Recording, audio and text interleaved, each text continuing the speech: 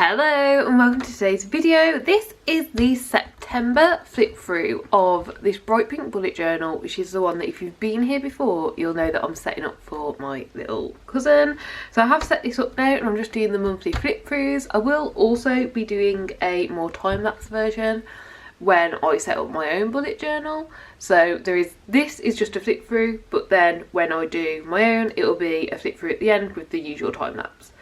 But yes, this is what we're doing today. So this is September, and honestly just autumnal vibes is the vibe.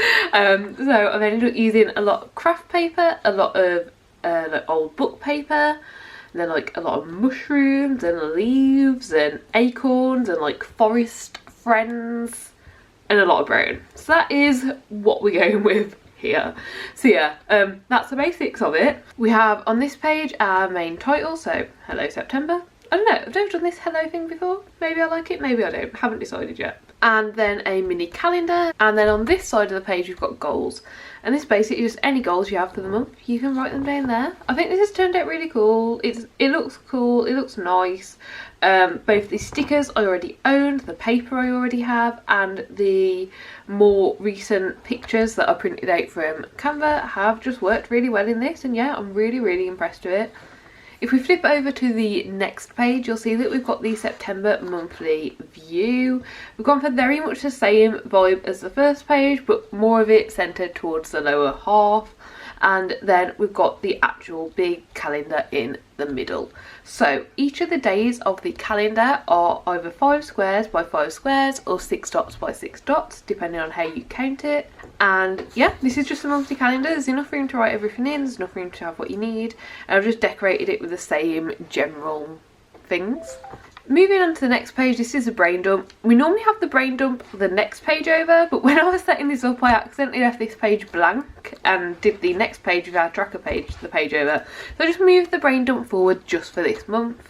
We've gone for very simple layered papering and then stamping. I actually did some stamping this month, which I enjoy doing, but it's very time consuming and irritating, so I haven't done it that much in this bullet journal.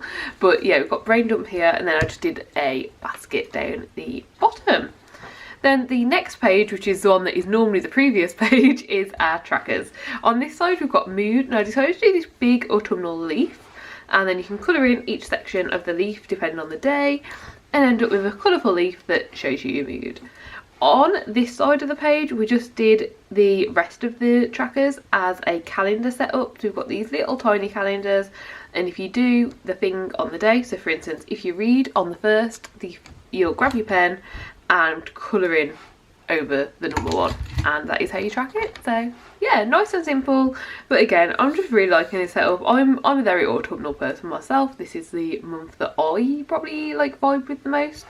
So yeah, I'm really a fan of this. Moving on to the weekly setups, we've got a very basic bit in this corner here. This is essentially a title, but I've left it blank, so like anything can be wrote here, anything can be added in. And then each day has its own box. The boxes are 9 centimeters long by 6 centimeters wide, and essentially this is just enough room to write stuff in. And this is almost the exact same as how I do mine, except I normally combine my Saturday and Sunday together into one box so that I can't put as much stuff on my plate basically. And for this month on some of the pages I did add in a little extra decoration just in the corner of the Sunday box as well.